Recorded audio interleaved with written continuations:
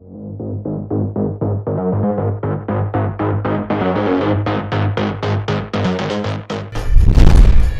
na ang mga malalaking balitang Central Luzon ngayong araw.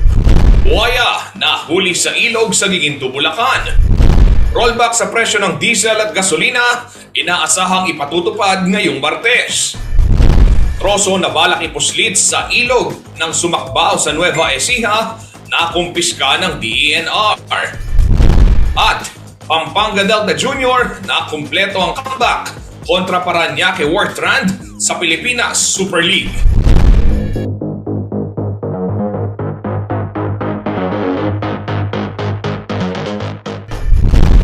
Maya Paldo, Pampanga, magandang araw Central Luzon. Ako po si Justin Dizon at narito ng mga malalaking balitang nakalap ng CLTV Balitaan. Isang buhaya pong natagpuan sa Barangay Malis, Giginto, Bulacan nitong linggo, July 17. Matagal na umano itong nananahan sa ilog sa nasabing lugar. Nagpasalamat ang Bulacan LGU sa mga residenteng nakahuli sa buhaya, maging sa Municipal Environment and Natural Resources Office, Municipal Agriculture Office, Municipal Disaster Risk Reduction and Management Office at ang pamahalaang barangay ng Malis at Santa Cruz. Kasalukuyan na hong nasa pangangalaga ng Biodiversity Management Bureau ng Department of Environment and Natural Resources ang nasabing buhaya.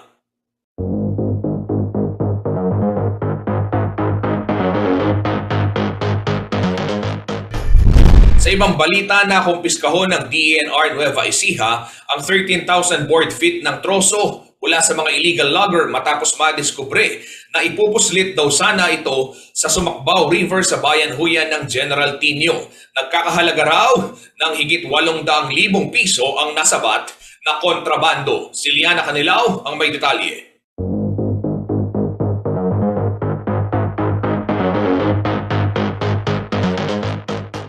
Sa mga larawang ito nakuha ng DENR, makikita ang nagkalat na mga troso sa pampang ng ilog Sumakbaw sa General Tinio, Nueva Ecija. Tinatayang nasa 13,000 board feet umano ang mga ito mula sa puno ng Tangile at Mayapis. Deklarado ang mga ito na illegal logs mula sa walang pahintulot na pagpuputol ng mga puno sa mga kagubatan. Sa Facebook post ng DENR Central Luzon, sinabi nito na nagsagawa ng operasyon ng ahensya kasama ang PNP Nueva Ecija at 84th Infantry Battalion ng Philippine Army sa Barangay Pias at Rio Chico sa nasabing bayan.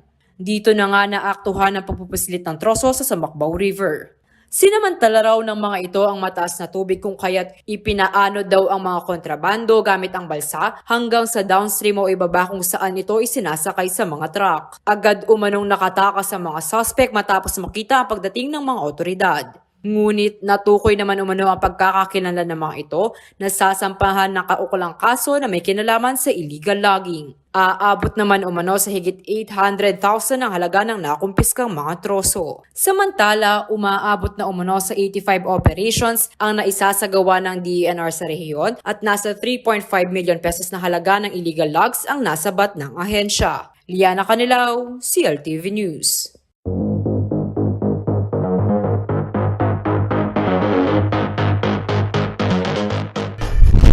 Samantala, naitalaho sa Clark Freeport Zone ang pinakamalaking bilang ng mga turistang dumating sa bansa nitong 2021. Ayon sa Department of Tourism, ang Freeport ang naging destinasyon ng karamihan sa mga dayuhang bumisita sa bansa, lalo na sa pagbubukas ng turismo sa Pilipinas matapos ang halos 2 taong na restriksyon dahil na rin sa COVID-19 pandemic. Narito pong detalye.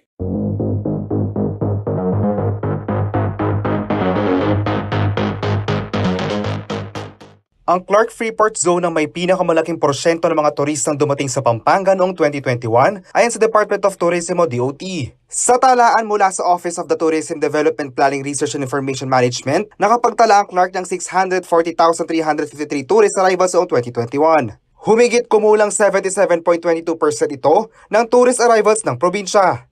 Sinabi ni Clark Development Corporation Tourism Promotions Division Manager Noemi Julian, ang pagtaas ng bilang ng mga turista ay maaaring maiugnay sa pagtaas ng mga bisita sa mga hotel at restaurant at pagbabalik ng mga organisadong sporting events sa loob ng Freeport. Ito ay matapos magluwag ang ilang restriksyong pagkalusugan at pangkaligtasan dahil sa malawakang pagbabakuna. Samantha, Clark International Airport ay nag-uulat ng kabuuang 9,964 na bisita, nakatumbas ng 6.8% ng mga turistang dumating sa Pampanga. Ito ay tumaas ng 38.16% mula 26,982,233 na biyahe mula 2020 hanggang 37,279,282 biyahe noong 2021. Sa Central Luzon, pumapangalawa rin ang Clark Freeport Zone sa mga tuntunin ng pamamahagi ng rehiyon ng overnight travelers. JM De Jesus, CLTV News.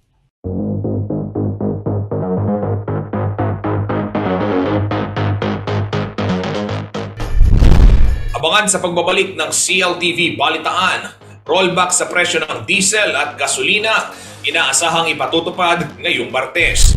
Mabalacat City Mayor Chris Garbo, pinakiusapan umano ni Pangulong Ferdinand Marcos Jr. na ipaubaya ang paghabol bilang LCP President kay Cebu City Mayor Michael Rama. At tosino na gawang Kapampangan, mabibili na huyan sa Estados Unidos. Manatiling nakatutok para sa iba pang mga nangungunang balita ngayong araw.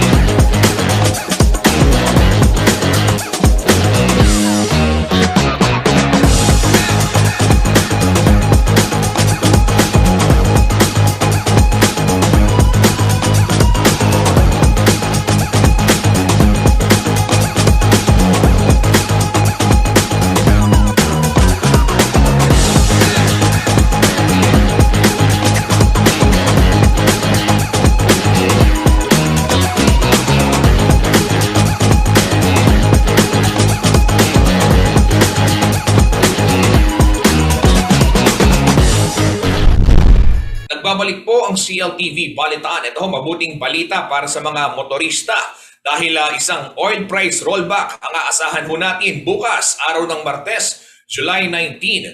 Ayon po sa Unioil Petroleum Philippines, 1 peso and 90 centavos hanggang 2 pesos and 10 centavos ang itatapya sa presyo sa kada litro ng diesel. 4 pesos and 60 centavos hanggang 4 pesos and 80 centavos naman ang rollback sa presyo sa kada litro ng gasolina.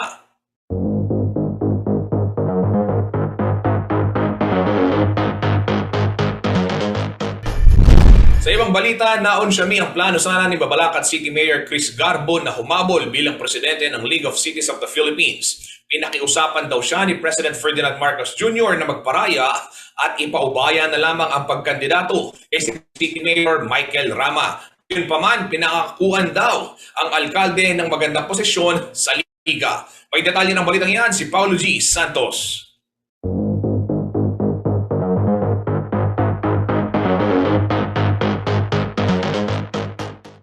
Mid-giveaway ko po because I have been called by the President na pagbigyan kay Pamupuy Tangki Cebu ni Mayor Rama.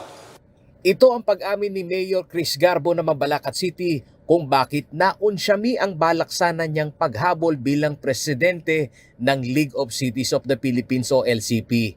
Bagamat nagparaya siya dahil sa pakiusap ni Pangulong Ferdinand Marcos Jr., sinabi pa rin umano ng alkalde ang kanyang saloobin sa balak na paghabol sana sa pwesto. Pero po sinabi ko, Karela, Mr. President, ako po, kaya lang po ako tumatakbo. I want to be part in this organization to the nation building. Ayon kay Garbo, nakakuha naman siya ng assurance na siya ang ipuposisyon bilang focal mayor on health na ngayon nasa lideratura ni Candon City Mayor Erickson Singson. Ako nga po mag-represent kaya ng usapin kareng League of Cities tungkol keng kalusugan. because of the practice na dindamda po kanako. Karaniwan ng senaryo sa politika na kapag ka may bagong halal na pangulo ang bansa, ang ilang mahahalagang posisyon ay tinatarget na mapunan ng mga kaalyado ng administrasyon, lalo na sa pagpastol sa lokal na pamahalaan o LGU. Sa ilang pagkakataon, may mga Kapampangan City Mayors na binasbasan ng mga naging pangulo upang pamunuan ng League of Cities of the Philippines. Noong panahon ni Pangulong Noynoy Aquino na ihalal na League of Cities of the Philippines na presidente si dating City of San Fernando Mayor Oscar Rodriguez. Sa pagpasok ng Administrasyong Duterte, naihalal din bilang LCP President si Nooy Angeles City Mayor Edgardo Pamintuan. Ngayon sa administrasyon ni Presidente Marcos Jr., ang matunog na pangalan ay si Cebu City Mayor Michael Rama. Samantala, virtual greeting pa lamang at wala pang face-to-face meeting ang Pangulo sa mga bagong miyembro ng LCP. Nabati ko kayong lahat at congratulations sa inyong mga panalo at hindi naman siguro tatagal at magkikita tayo soon. July 21 pa lamang ang election sa League of Cities of the Philippines, ngunit hiling na ng Pangulo ang kooperasyon ng mga LGU sa economic recovery na kanyang itinutulak na walang hard lockdown. Paolo G. Santos, CLTV News.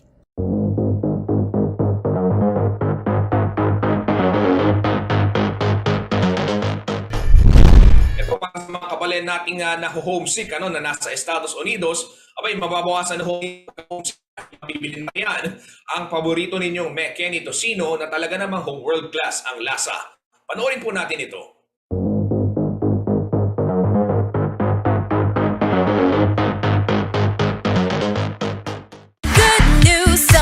Juicy, McKenny Tocino, may variety. Kung timplang tosino rin lamang ang pag-uusapan, tiyak na bida sa kwentuhan ang tosino na gawang Kapampangan.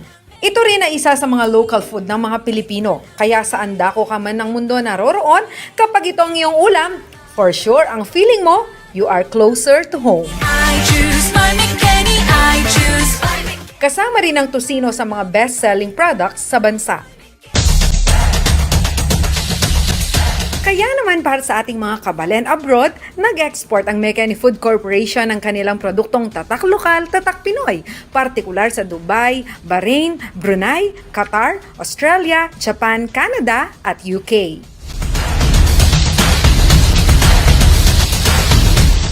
Kamakailan lamang, dinala na rin ng McKenny ang kanilang classic tocino sa United States.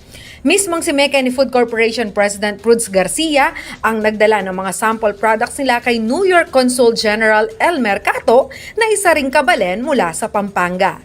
Maliban sa tocino, una na rin nakarating sa US nitong Enero ang street foods product nito na McKenny Fishball at Kikiam. Katambal ng McKenny sa kanilang produkto ang Island Pacific Market kung saan mabibili ang tocino at nabanggit na mga street foods. Samantala, ang McKenny Food Corporation ang kauna-unahan sa Asia na nakatanggap ng ISO 22000 Food Safety Management Standard at ikalawa sa buong mundo. Taong 1980s nang ito ay itayo ng mag-asawang public school teachers mula sa Pampanga na sina Felix at Medicia Garcia. Jana Lumbang Parungaw, CLTV News.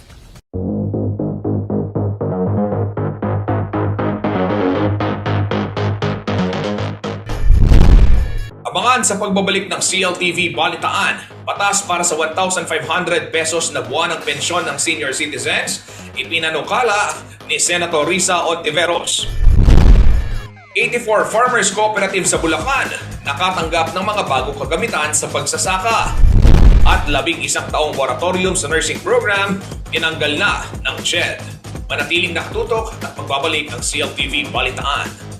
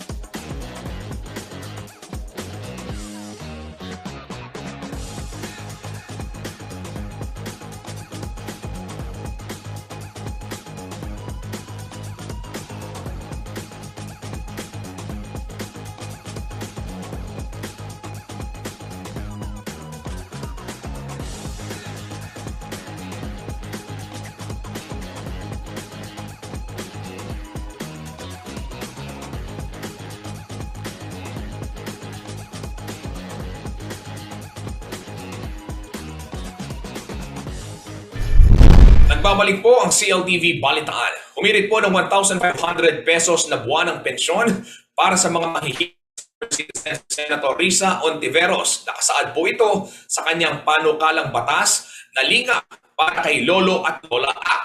Ang detalye ng balitang yan sa ulat na ito.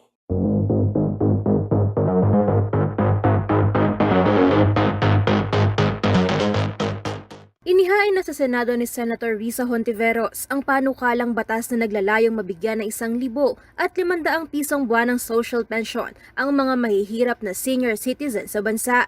Ang proposed Senate bill ay binansagang linga para kay Lolo at Lola Act na naglalayong maamyendahan ng kasalukuyang Expanded Senior Citizen Act of 2010. Sa kasalukuyan ay mayroon ng 500 pisong monthly pension ng mga indigent na mga matatanda. Sila ay napipili batay sa National Household Targeting System for Poverty Reduction ng DSWD na kinukumpirma sa local level. Maaari ding mag-apply sa Office of the Senior Citizens Affairs o OSCA. Prioridad sa pensyon ng mga bedridden, PWD at nag-iisa sa buhay. Ang 500 pisong buwanang pensyon ay tinatanggap nila quarterly o kada 3 buwan. Ngunit sa ipinasang batas ni Senator Hontiveros, tinadagdagan pa ito na 1,000 piso dahil hindi na raw sapat ang 500 pesos para sa gamot, bitamina at masustansyang pagkain na kailangan ng mga nagkakaedad. Angelica Cara, CLTV News.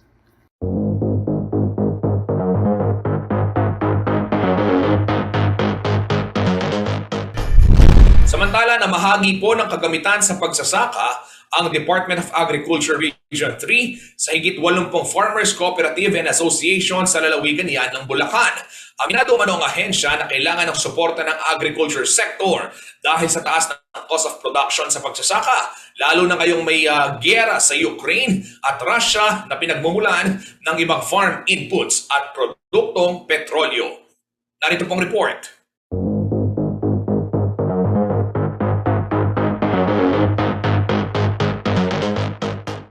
Pinangunahan ng Department of Agriculture Regional Field Office 3 at ng Pamahalaang Panlalawigan ng Bulacan ang pamamahagi ng agricultural intervention sa 84 na Bulacan Farmers Cooperatives and Associations noong July 12, 2022 sa Bulacan Sports Complex, syudad ng Malolos, Bulacan. Layo nito na itaas ang antas sa pagsasaka sa pamamagitan ng paggamit ng iba't ibang makinarya at kagamitan na makakatulong sa pagpapalakas sa produksyon ng palay.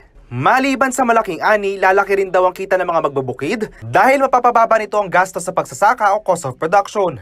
Samantala, hindi lamang palay production ang puntirya ng DA, pati mga high-value crops o mga gulay. Nagbigay din ang DA ng sprayer at knapsack sa mga magsasaka ng gulay at kanilang kooperatiba. Binigyan din sa aktibidad ng halaga ng food security and sufficiency ngayong pandemya at nararamdaman na rin ang epekto ng mga international conflict gaya ng giyera sa pagitan ng Ukraine at Russia. Sa kabuuan, 26 na Farmers Cooperative and Association nakatanggap ng 3 4-wheel tractors, 3 combine harvester, 14 na pump at engine sets, 4 na bodega at dryer at 2 solar-powered fertigation system. Dagdag pa, ang 180 na kilo na sari-saring buto ng gulay at 100 unit na knapsack sprayer ay binigay sa magsasaka ng Bulacan. JM De Jesus, CLTV News.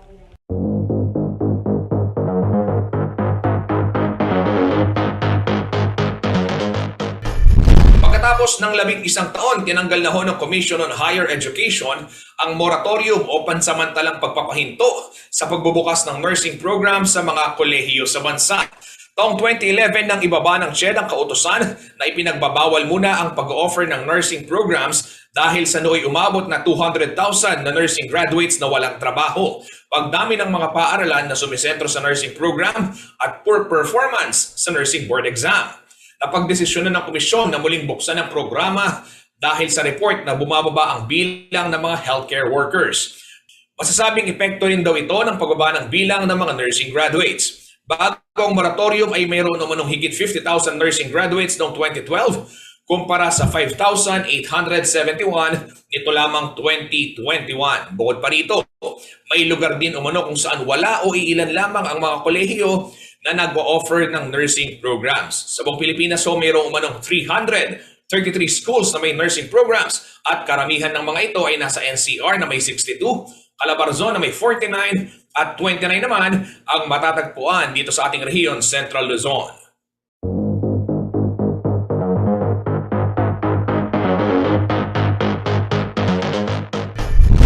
Abangan sa pagbabalik ng CLTV Balitaan, seniority sa Senado naging batayan ng first round ng filing of priority bills. At Pampanga Delta Jr. na kumpleto ang comeback kontra Parañaque Worth Rand sa Pilipinas Super League. Manatiling nakatutok at magbabalik ang CLTV Balitaan.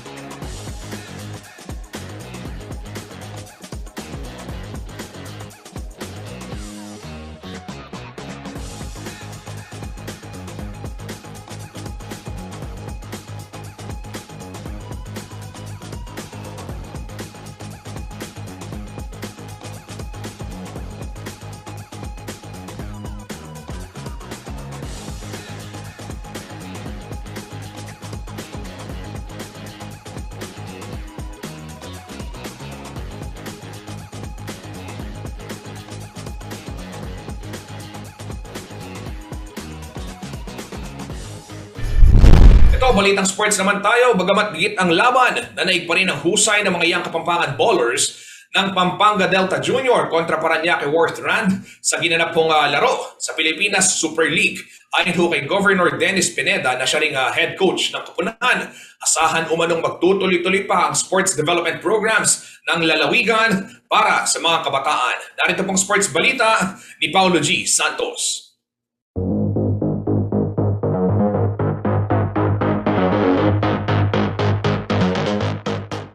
With the board.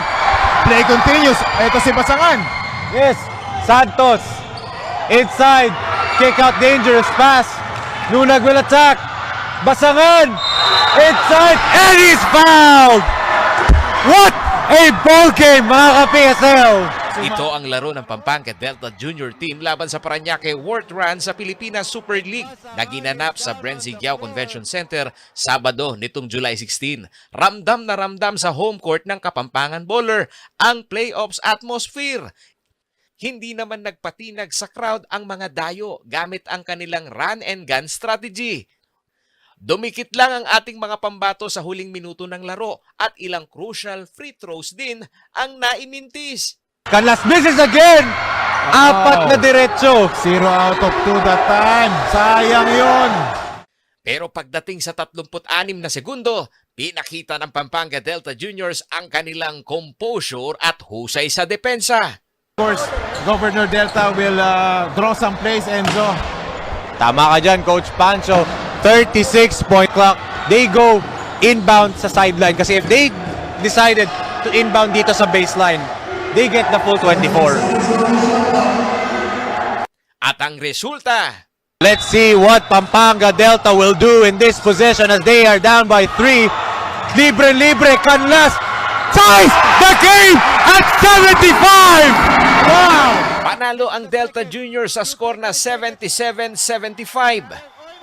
Best player si Justin Bautista na nakapagtala ng 21 points, 9 rebounds at 5 assists. Nag-ambag din ng 14 na puntos at 11 rebounds si Kevin Santos. Aminado si Santos na hindi naging madali ang kanilang panalo kontra sa kupunan mula Parañaque. Magagaling po sila.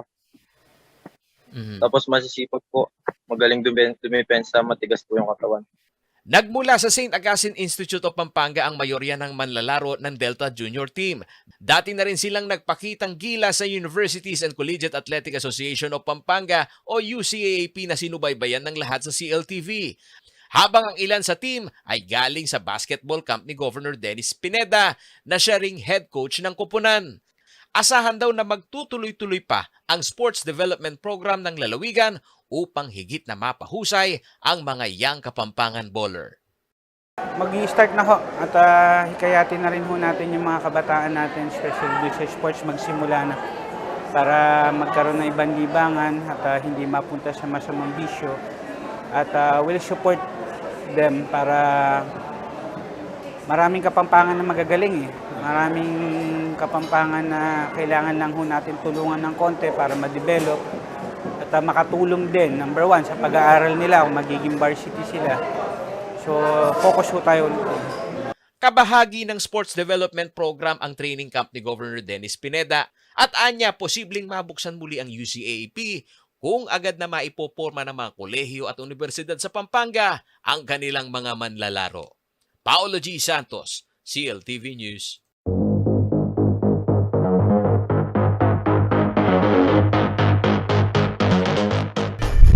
Alamin naman ho natin ang magiging taya ng panahon mula kay Ginoong Manny Esguera, ang Chief Weather Forecaster ng Pag-asa Clark.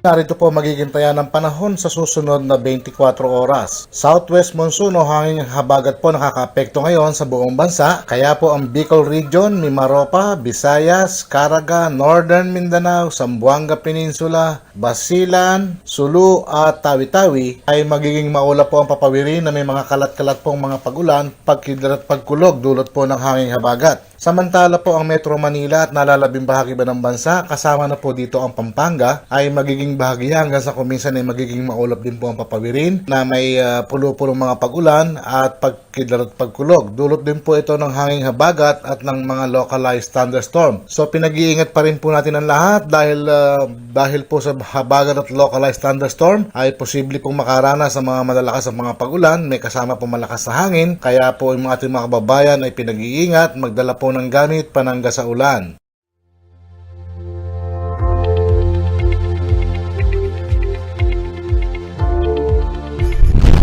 At yan po mga balitang nakalap ng CLTV Balitaan. Para sa karagdagang detalye, maaari ninyong i-follow ang ating social media pages sa Facebook at CLTV36 Official and at CLTV36 News. Sa Twitter naman at CLTV36 and at CLTV News. Kabalin ka rin yun, mag-follow din ho kayo sa ating Instagram account at CLTV36 Official. At kung nais po ninyong balikan yung mga paborito nyong programa dito sa CLTV, pwede ho kayong magtungo sa ating YouTube channel at CLTV36 Official o di kaya naman bumisita ho sa ating website www.cltv36.tv. Nasaan ka man sa bansa, mapapanood na nationwide via Signal Channel 115 ito pong mga programa ng CLTV at dito naman sa Central Luzon sa ating 39 cable partners at maging sa Free TV Channel 36. At tabayanan ho natin mamayang alas 6 ng gabi si Jennifer Salenga para sa karagdagang detalye ng mga balitang Central Luzon na dapat nating malaman sa CLTV News. Kasama po ang buong pwersa ng CLTV News and Current Affairs. Ako po si Justin Dizon. Ito ang CLTV Balitaan.